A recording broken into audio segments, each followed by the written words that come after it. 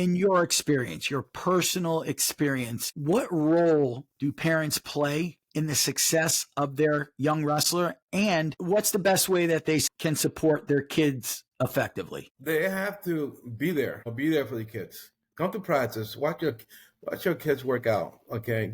You go to tournament, make sure you're there. The coaches, the dad might be hard, so now the mother might be the one. You're okay, everything's okay. The coach, me, I might push the kid, and then the parent comes along. Don't worry about it. You're gonna be, just keep working hard. Just build them with confidence. Just keep throwing confidence in them. Confidence. Keep working. Repetition. You'll be fine. Run it, baby. Ricky Cheese, baby. Hey guys, it's your boy Ricky Cheese with another episode of Grinding for Greatness. On today's episode, we've got Coach Jaime Rodriguez, founder of the Florida Scorpions Wrestling Club. Today, Jaime will talk about how the Scorpions were started in Paterson, New Jersey, what brought him from New Jersey to sunny Florida. He'll discuss his philosophy on coaching youth wrestlers, the intricacies of dealing with youth parents, and how essential youth programs are to the sport of high school wrestling. So sit back, relax, and enjoy another great episode. And remember, keep on grinding for greatness.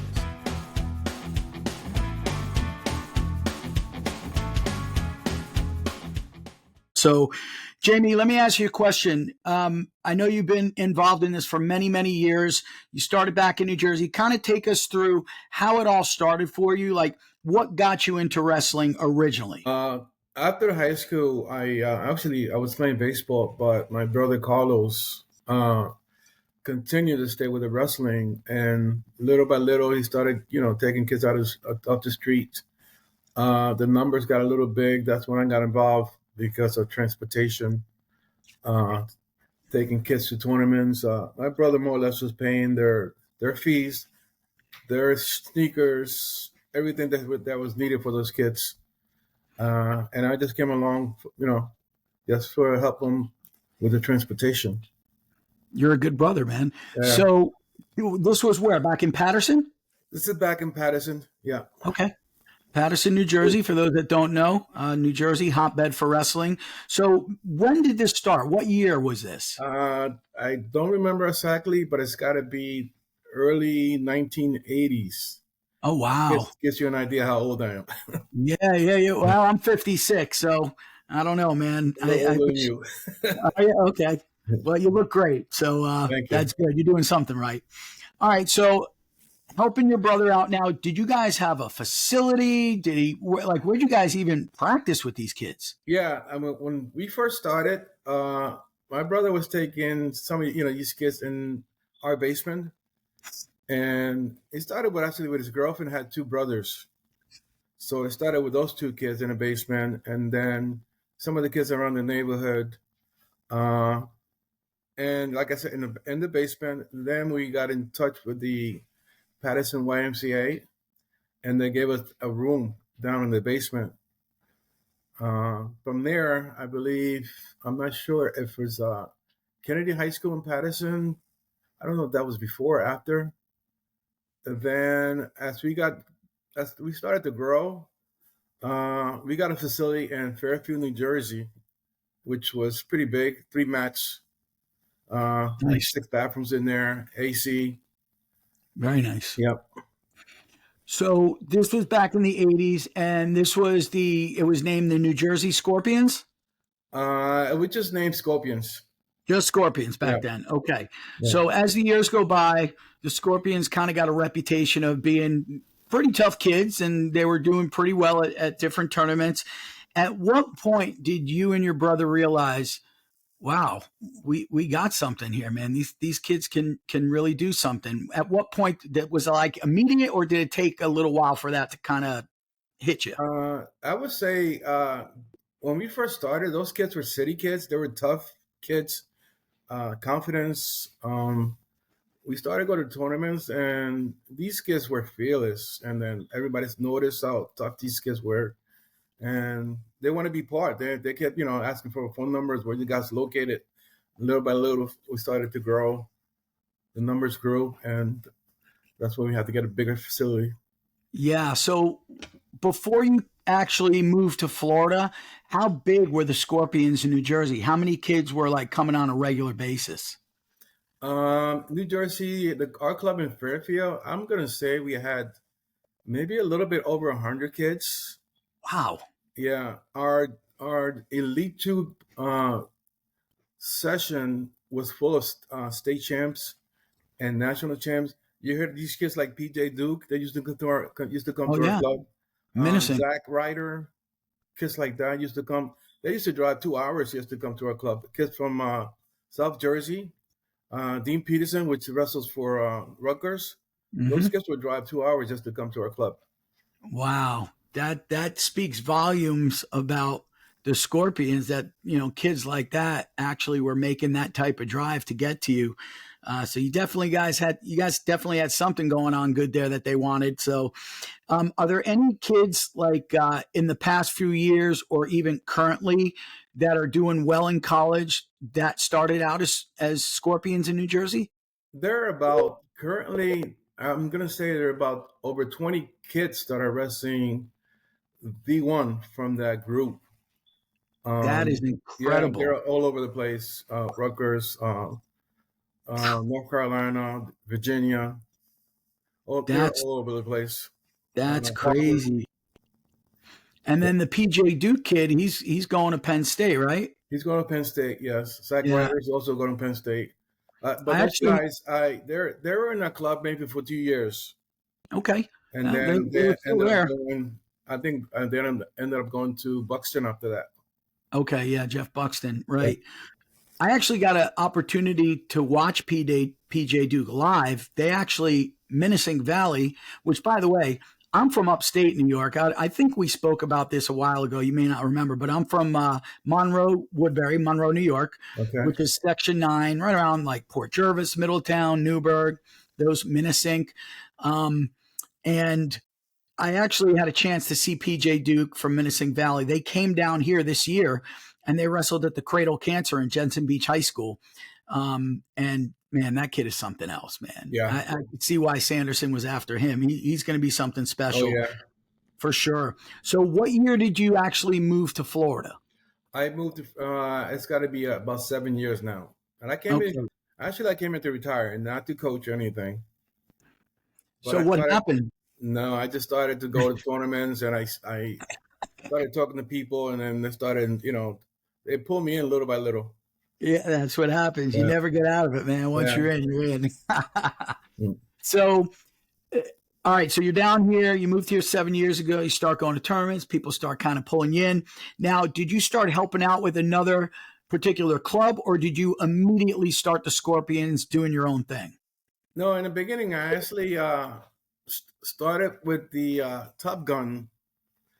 But we had some issues there. I left there. Took a little break, and actually got together with Mark Prince at D1. Yeah, and we shared the facility for a couple years. Okay. And I started looking around, and eventually found a place close to home. I live in Riverview, so we're in Gibsonton now. It's been about 3.5 years since we opened up that program. So now the Florida Scorpions, they've been around 3 years now, 4 years? I'm going to say we started in the summer of 2020. Okay. Yeah. Now, the core group that first started there, are those the same kids that are there now, or did you start with one or two kids and then they kind of started migrating? How did that whole Florida Scorpions start?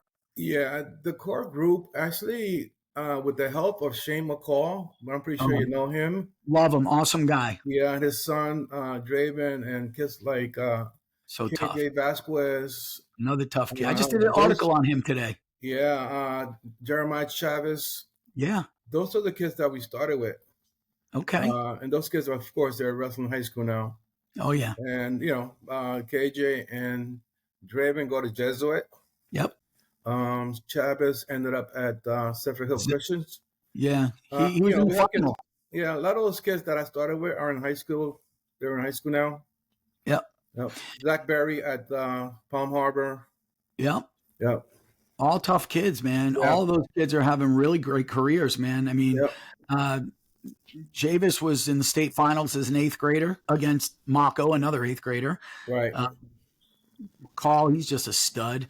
They're all tough kids. So take me through, what does a typical Scorpions practice look like these days? Our practices, we have actually we have the little stingers with 4 and 5-year-olds. The Then we little have to be, fingers.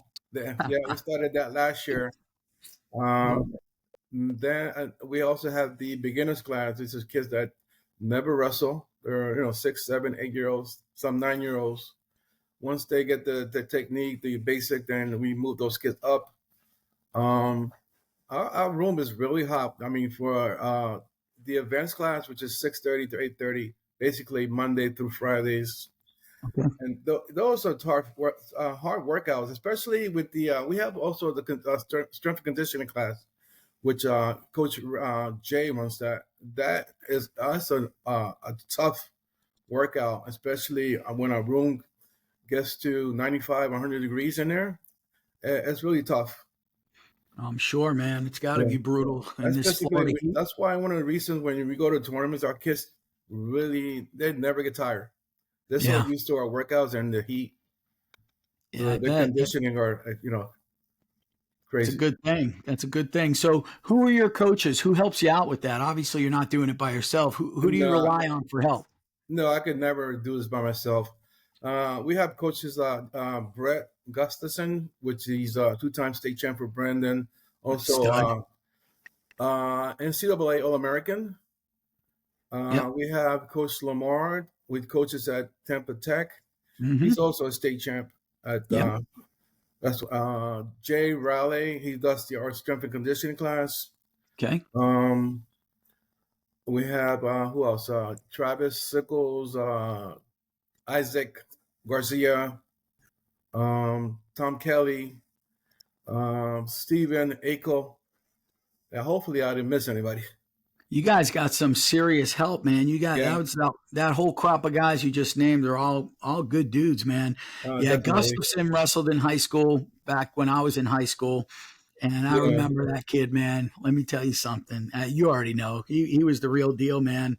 Tough as nails, and no wonder his son is so damn tough. Case and, well, I wanted to mention Colton Smith and Case Gustafson, both #1 ranked youth wrestlers in the country, and they were just named to the World of Wrestling All-Star team, correct?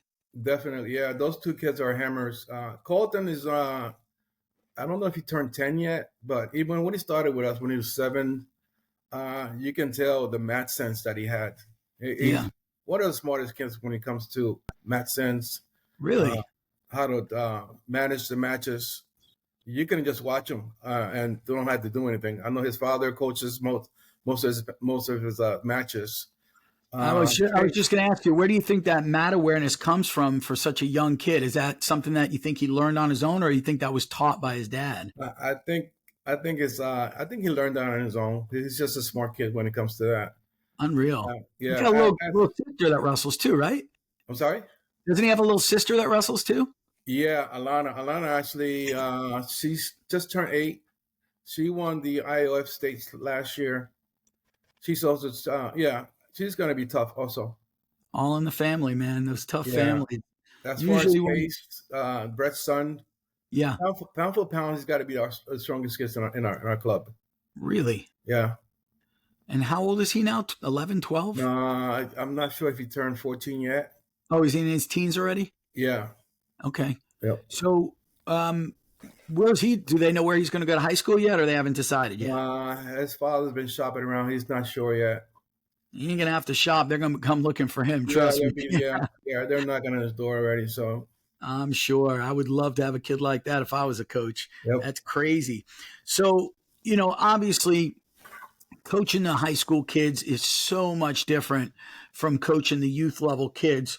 So what I want to know is, how do you motivate the younger kids to give their best, not just in practice, but in competition as well? It's not easy. I prefer to coach the K through 8. I've done high school in Jersey.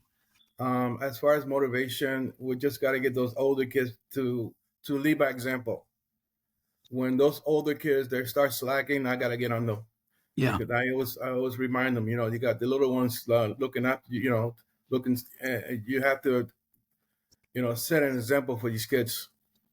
Yeah, 100%, man. The younger ones, I remember when I was like an 8-year-old youth back in upstate New York, I would always look at the middle school or junior high kids and high school kids. They were like my idols. So I would Yeah, always do what they were doing. If they were slacking, I was slacking. If they were going hard, I was going hard. So it's a very definitely. valid point. Got to have those kids doing the Yep. right things at all times because the little eyes definitely watching them.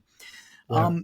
Let me ask you this, Jamie. What's your coaching philosophy when it comes to developing the young wrestlers athletically and personally? The younger kids are a little tough. You have to be careful with those kids. They're a little more fragile.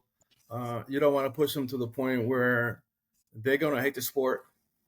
They're dealing with discipline. Parents discipline the kids. They go to school. They're disciplined. So now I got to lay back a little bit because they're already been disciplined. So I'm more of a laid back coach, and I try not to be too hard, but not to let them make sure they don't start slacking.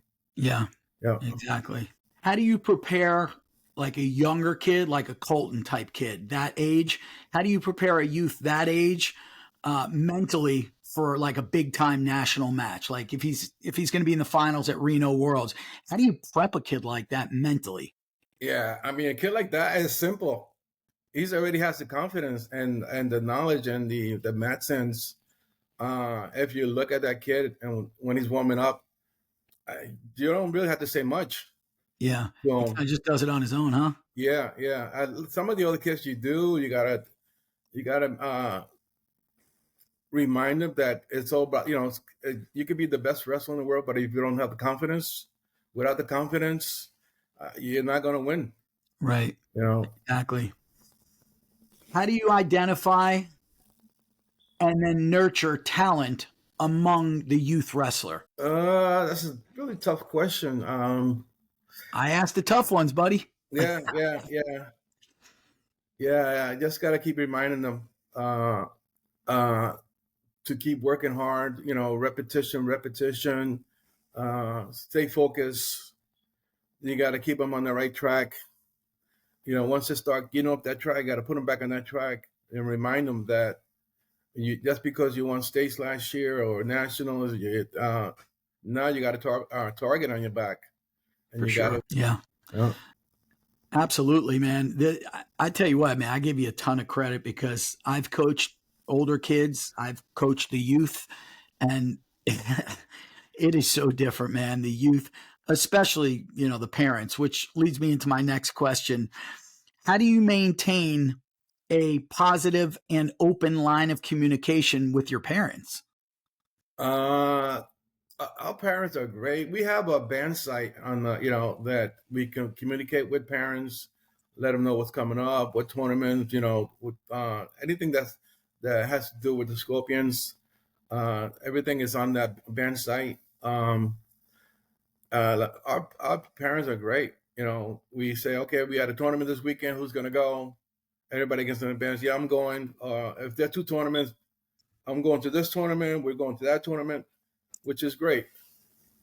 Yeah, no, that's great. I didn't realize you guys had like a site like that where you can just communicate. That's probably a very useful tool, especially with youth coaching youth wrestling. Yeah, anything coming in the near future or down the road, like Columbus Dues, Super 32, Tulsa, stuff like that is on our band site. So Yeah, that's yeah, nice. yeah, So, like you just said, you got a great group of parents. I got to think that it's it's got to be like culture shock for you, like real different having parents that are involved that, have the means to get their kids to tournaments, that could pay the entry fees, that can buy the equipment, the uniforms, as opposed to back in Patterson where I would have to guess, a lot of parents weren't too much involved or even showing up for the competitions. Like, how different was that yeah, coming here? yeah. Big difference when we first started. Like I said, uh, we started grabbing these kids off the street. A lot of single parents Yeah. that really didn't get involved. But they trusted us with their kids, taking them there and bringing them back home. As we grew, we didn't deal more. We dealt less with city kids. As we started growing, we started, a lot of these kids. They had two parents, so we started getting with those suburbs. So the kids from the suburbs, a lot of Yeah. kids that had, two parents, and it made our job a lot easier. Yeah. Yeah, it's got to be a lot different. I'm sure it's much nicer not having to worry about all the the BS. But so that's good. I'm glad everything's working out. Yeah. Scorpions are doing Another thing. unbelievable things. Yeah, another thing to compare Florida to New Jersey. Those New Jersey kids and parents, they didn't mind driving 2 hours. Over here, you try to get kids and you guys are too far. We could be 30 minutes away. Oh, you guys are too far. That's Right. big difference from here to compared to Jersey. Yeah, it's like pulling teeth sometimes. Yeah. It's crazy, man. How do you envision the future of wrestling, and what changes do you think are necessary to promote our sport even further? As far as here in Florida, compared to Jersey, every town had a wrestling program. I mean, you drive 15 minutes, and that particular town had a wrestling program. Over here, we got to start again. Started. We have to get these high schools to start investing with if their kids if those kids high school kids have brothers, sister, get them involved in a club. It doesn't have to be Scorpions. It could be Caveman. It could be Jesuit. It could be anywhere. Right. But if you want the sport to grow in Florida, you got to get that feeder program going. 100%. You know what? I tell that to people all the time. The key to success, and you see it with all the best programs in Florida right now, is a good feeder program. I mean, the numbers speak for themselves. It's simple math, and the numbers don't lie. Yep. You got kids that go to Scorpion, they get to high school, successful. The Tampa Bay Tigers go to Jesuit, successful. Everywhere you can name a million of them. Lake Gibson, whoever it may be. Yeah. So that is huge. Yeah, and you got guys like Coach Doug down there in Miami. Another one, yeah. Gladiator. Exactly. One of the things that I love about you and Scorpions is that you'll coach a kid from anywhere, no matter where he's going to go. You're not invested in a specific team. Exactly. You can care less. So, come on, I'm gonna do the best I can with your kid. I love that, because not everybody's like that. And one thing that I don't understand, and this goes on all the time, is you see some coaches with such big egos, when their kid goes to train at another club, they lose their mind. I never understood that. Like, I would be happy for my kid to go train somewhere else and bring a little something back, a little bit from everybody. It's going to make a more well-rounded wrestler. That's my personal opinion. Exactly. But no, you're exactly right. We have our Friday Night Lives, and even our practices. If I get a kid from a different club with their shirt, I'm not going to tell them to take it off. Right. I'm not like that. Sometimes, you get our kids that go to different clubs, and coaches are telling them to take that shirt off. It doesn't make any sense. Yeah, it's ridiculous. Yeah. I don't get that. I'm glad you don't do that. Yeah. So obviously Scorpion's one of the top clubs, if not the top club in the state of Florida as far as youth wrestling. Do you guys have scrimmages or duels with other of the top clubs around, or is that not something that you guys do? It's something we don't do. Sometimes we get Coach Cunningham will bring 10, 15 kids and come to our Friday Night Lives. That's nice. That basically, we don't go anywhere else. So Friday Night Lights, what exactly is that, Jamie? Friday Night Live is basically all live wrestling. Okay. Friday Night Live. Live, yes. Oh, I thought you said lights. Okay, Friday Night Live. It's similar. That's where I got the idea from. Okay. Friday Night Lights. All live wrestling. You're gonna get 5 or 6 matches compared, like a tournament, similar to a tournament.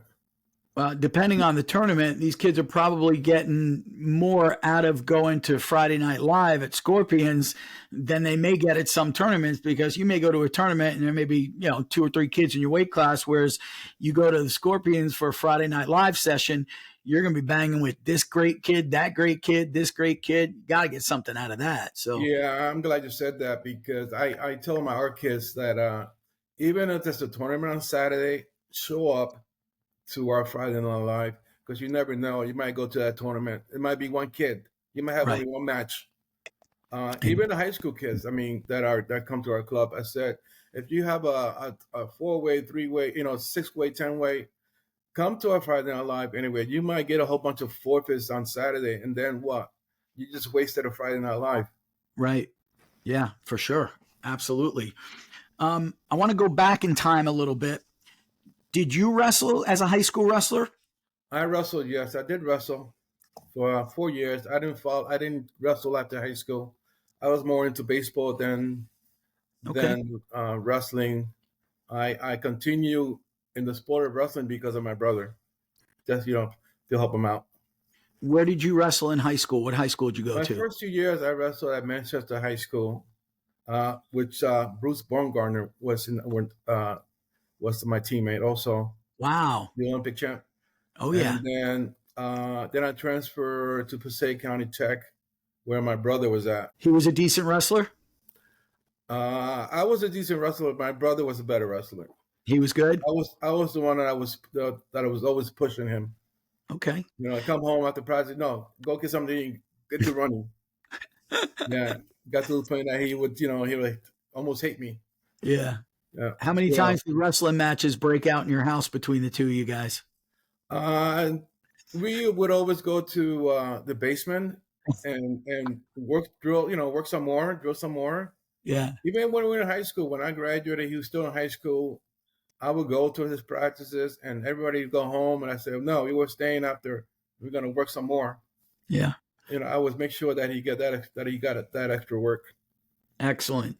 So I heard, don't know if this is true, you can either confirm or deny it, but I heard that at some point you were coaching in some capacity at Don Bosco Prep in New Jersey? Not Prep. It was Don Bosco Tech. It was a smaller, Don Bosco Tech. Okay. Smaller high school. Okay. Yeah, me and my brother coached Don Bosco Tech for about 10 years. Wow. Okay, Yeah. you were there a while. Yeah. Any names coming out of there that I would know? No, there were a couple kids that took 4th in the States, 5th in the state. These are kids that never wrestled before. Came as freshmen, came as sophomore, and a year later, these kids are in the States. It's crazy. Yeah. Yeah. I tell you what, the first time that I ever heard of the Scorpions, well, Florida Scorpions wasn't even around because you were still in New Jersey back then, but it had to be probably, let's see, my son's 25 now. He was probably, so it was probably about a good 19, 20 years ago, back when Dixie Nationals was still like a big national tournament in Georgia. The Scorpions were there a few years that we were there. And your nephew, I forget his name. It's got to be Kareem Askew. Kareem Askew, yes. So yeah. Kareem was at 50 pounds, and my son was at 50 pounds. And then there was another really great kid like Kareem, Cato Levis. Remember Cato Levis from Colorado? My mind doesn't go that far. Okay, so Cato Levis was like the number 1 ranked youth in the country. Kareem was right there with him, if not right behind him. And it was my son Bryce, Kareem, and Cato Levis, that kid was predicted to be like the next Cale Sanderson. But I guess from what I understand, from what I heard, is he wound up getting a lot of concussions, like bad ones, as a youth. And never even wrestled in high school. Never even wrestled. So I don't know how true that story is, but that's what I heard from a few people. But anyways, so the Scorpions were always going to that, and they were just wiping the mats with everybody. I'm like, who the hell are these kids, man? Yeah. And Kareem was just something else, Yeah, man. Kareem was special. I believe he won Trinity Award twice. Oh yeah. I'm pretty he was winning 5-6 national tournaments per year. Yep. But he got into high school, he got off the track, started getting into trouble. Happens, man. Yeah. Unfortunately, it does happen. Yeah, He's but a kid that actually wrestled Sebastian Rivera in Jersey when he was younger. He would always beat Sebastian, but wow. It's not how you drive, it's how you arrive. Good point. I like that saying. Not how you drive, it's how you arrive. That is so true. So true. Yeah, it's kind of disheartening to hear that, Kareem kind of went off the track, so to speak. But I think had he not, he would have been probably one of the best high school wrestlers. Yeah, he would have been another Nick Siriano. No doubt. Yeah. No doubt about it. No doubt about it. That kid was special. Yeah. All right, so we'll go back to Florida now. So as far as the future for the Florida Scorpions, where do you go from here? Like, what's your short-term goals? What's your long-term goals? For me, it's a little hard. Like, I'm 65. So, you do not look 65, brother. You look great. I pray every day that, God gives me a few more years. Yeah. So I'm just hoping that, eventually, like the way we started in Jersey, when we first started, the first thing we heard, you guys never going to get state champ. And then we got one, then we got two, and then they started, those kids that never go to college. And we started, now we got over 20 kids that are D1 wrestlers. Yeah. I'm hoping that one day the same thing happens here for us. Yeah, I'm sure it will. You're moving in the right direction. Let me ask you this. With the younger kids, like when they get into like a big time match, like I'll use Kaysen as an example. If he's in the finals of Reno or finals of Tulsa, like for a kid that's young like that, do you guys come up with like for high school kids, you'd have a game plan. All right, watch a little film on the kid. This is what he does. Let's do this, this, and this. Let's look out for this, and this. Is it the same with those young kids like that? Do you do that or not so much? Yeah. A kid like Case, he's got a father that's been there. So right, he's already got him in that mindset. And the other thing that when you're dealing with, once you cross the state line and you start competing in these national tournaments, you better cut weight. Yeah. You better cut weight because when you wrestle these kids from PA and New Jersey, those kids are cutting, even as a middle school kid, even as a 9-10-year-old, these kids are cutting, 8-10 pounds. Yeah, yeah. When you go to a national tournament, you weigh in, and then the next day, wow, that kid's a lot bigger than my kid, Yeah, for sure. Yeah. You see it all the time, man, especially when you go up in the Northeast. I'm glad you brought that up.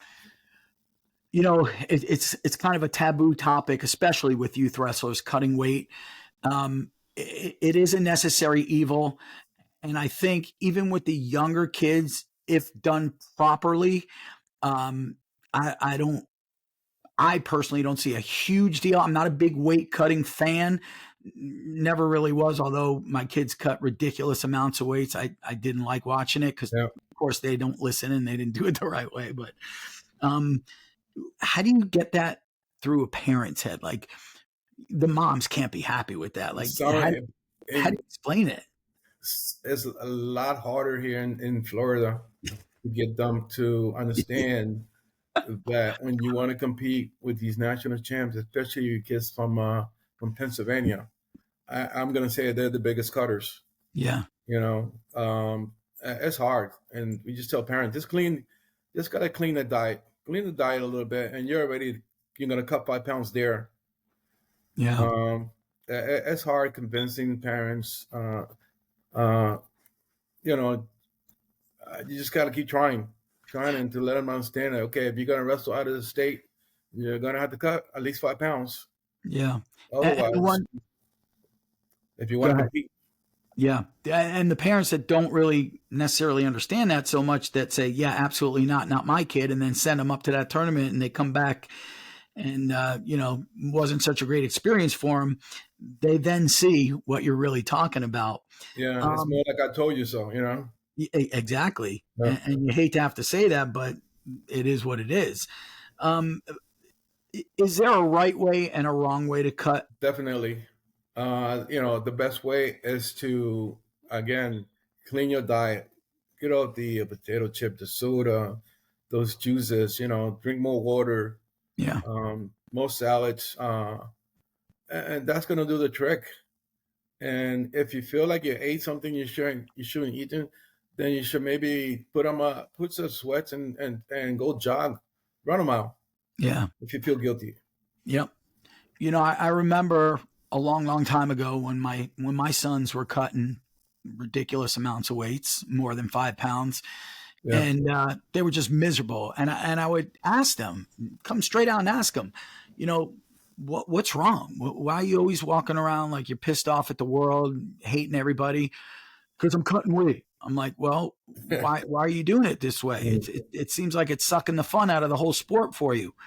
So with that being said, do you see that happen with some of the kids where they're just cutting the wrong way, or the parents are having them cut too much weight where it's just not even fun anymore? Like, obviously, the whole point is to have fun, man. Obviously, we want to win. Of course, we want to be competitive. We want to win. That's number one. But you also want to have fun. You want it to be fun. It's not a job. These kids, if they hate it, they're not going to keep doing it. So you want them to fall in love with the sport.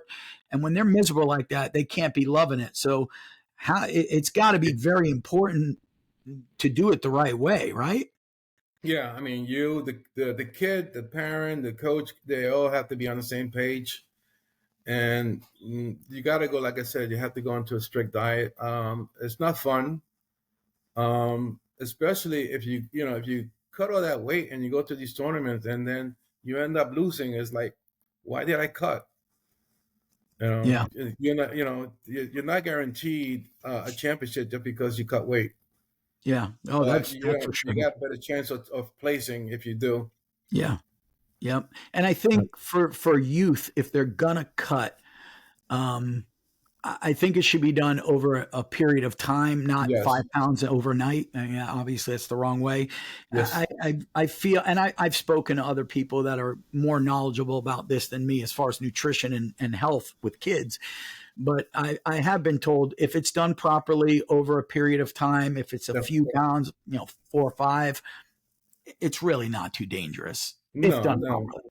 No, especially if you're a high school kid and you weigh 150 and you have plans on wrestling 138. Yeah, you gotta cut. You start now. Right. You start now. Exactly. Exactly. Yep. 100%. Never a big fan of weight cutting, but it definitely is a necessary evil. Let me ask you this: with your current group of kids, what do you look for in team captains or team leaders, and how do you groom those kids to take that role? Usually, I let the middle school kids or the kids that are in high school, I let those kids take over the warm ups. Right now, we have the Aguilar's brothers.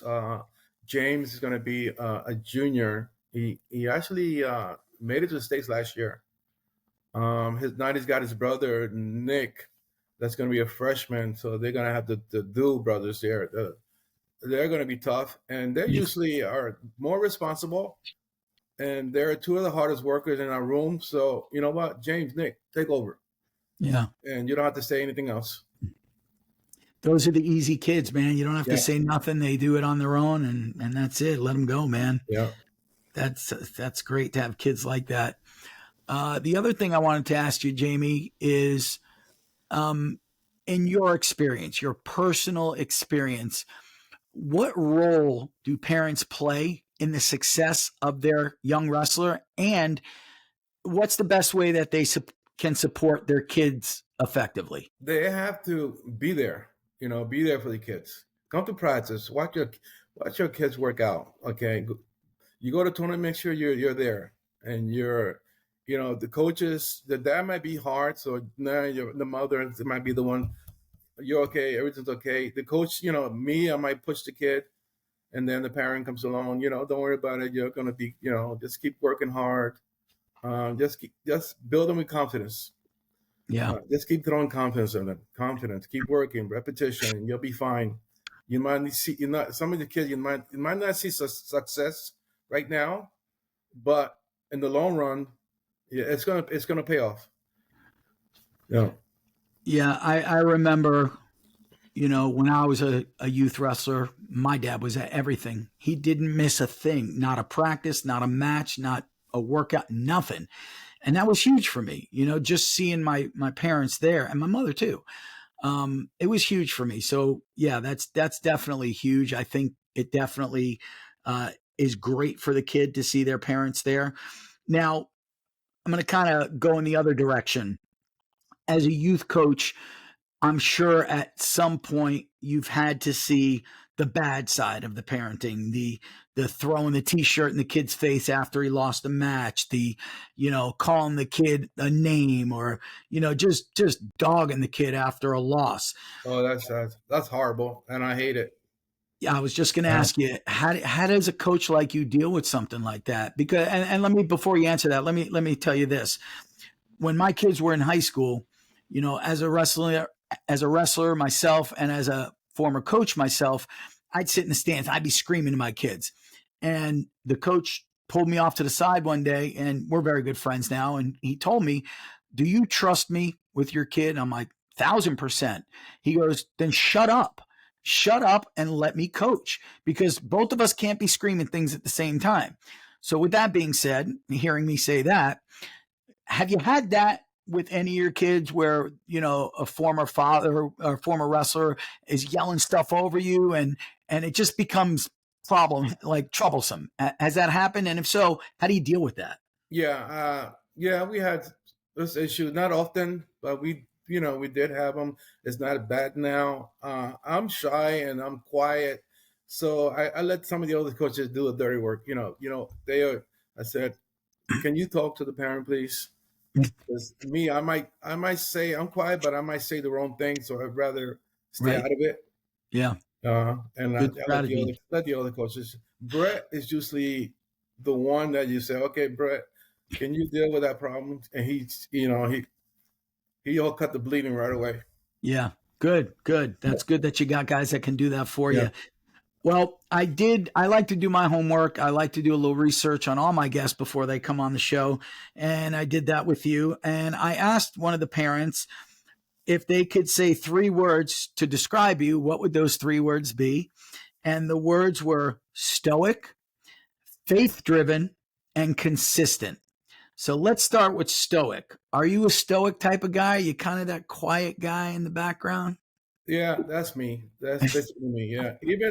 Even you can see when a kid wins states, I don't go wild, do cartwheels. I just let the parents and the kids celebrate. I'll stay back. That's nice. Faith driven. Talk to me about that. I'm very curious as to what that means to you. Oh, that's means a lot. I believe in God. The one thing that we always do at our practice, when our practice is over, we get kids that volunteer to do the prayer to end practice. Nice. And every practice is always, we first started with like 2 kids. Now it seems like half the team now, half the club wants to volunteer. They'll even fight just to do the prayer now, which is great. Uh, at tournaments, we make sure that before after we warm up, that we get together, and one of the kids, we always leave it up to the kids to say the prayers. Yeah. Yeah, That's that means that's a lot. such a Means a nice lot to thing. me. Yeah, that's such a nice thing. I went to St. Thomas Aquinas High School in Fort Lauderdale, and we said the Lord's Prayer before every dual meet. We would, huddle up after practice, say a little prayer. I think that's very important. No matter what faith you are, whether you're Jewish, Catholic, Muslim, Hindu, it doesn't matter. Your God is your God. It doesn't matter who you pray to. That's somebody higher than yourself, and I think it's a very important thing. Just my opinion, but I love that. I love that you guys do that. I think that's very special, and I think you should keep doing it forever. Exactly. Uh, Third word, consistent. That's a great trait to have, great characteristic. Talk to me about consistency, how you stay consistent, and why that is. You got to be consistent. You got to be consistent with showing up. You got to lead by example. So if you're not consistent, then you're definitely kids or parents are not going to follow you. got to be sure that you show up to every practice, show up to most of the tournaments, and I got to make sure that kids and parents are consistent too. I don't want kids to show up one day and then you don't see them again in a week or 2 weeks. I want to make sure that if we have practices 5 days a week, at least show up to 2 or 3 of those practices. Right. Yeah. Yep. How? Well, let me rephrase it. Let's say you're at home watching TV, your phone rings, you pick it up. Hey, coach, this is so-and-so's parent. Man, he just told me he hates wrestling. He wants to quit. What do you tell a parent like that? I had that situation a few times. Okay. I just said, well, let me talk to your son or daughter. Let me talk to them. I've been there. I've done it before. And let me see what I can do and explain to them that, everything, it's going to be hard before it's easy. You just got to work hard. You're not going to just show up one day and win states. Right. It's going to take a lot of sacrifice. It's going to, repetition. And then you got to build on the confidence. I had a kid that wanted to quit maybe a year ago in our beginners class. What I did was the parents said, "Oh, we don't want to do anymore." I said, "Let me talk to him." So what I did, I let the kid run the warm-ups. You do the warm-ups. And then he started loving it. And then now he's 100% in it now. Yeah. Yep. That's great, man. Yeah. And the reason I asked that was because I knew you were going to give me an answer like that, and just because of the kind of guy you are. But there's a lot of coaches out there who are like, "Oh, well, that's a shame." Well, good luck. I hope everything works out. You can't just let it go that quick. You got to try to keep the kid in it, because you and I both know what this sport can do for somebody. It's just, I mean, it's made me who I am. I'm sure it's made you or part of who you are. And it's just a very important thing. Not to mention, you got to teach these kids, you start something, you got to finish it. At least finish the year. Yeah. If you don't like it at the end of the season, then, go try something else. But you can't just quit. I think that's very important for whatever sport you're in. Yeah, I had that situation, just to go back on that, when me and my brother coached Don Bosco Tech.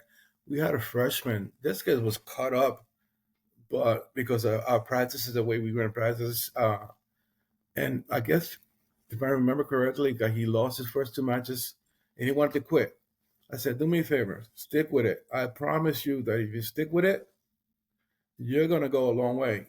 Mm-hmm. Guess what? He stayed with it. The second year, he won counties, he won district, counties, regions, and took 4th in the states. Only 2 years wrestling. That's crazy. You gotta find a way to convince the kid.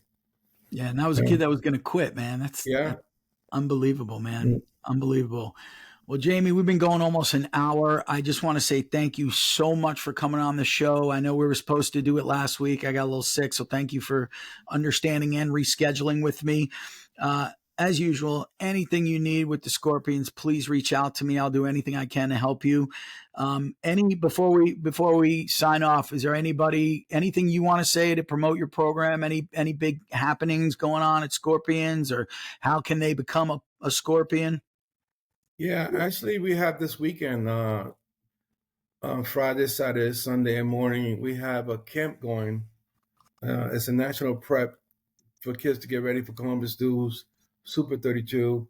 I'm pretty sure we're going to get over 30 kids. So open to anybody that wants to come. It's 9:30 to 4, I believe. So it's going to be a long day. It's going to be some tough, hard workouts. I think the flyer for that is actually on the Florida Wrestling Room Facebook page. I think I saw that.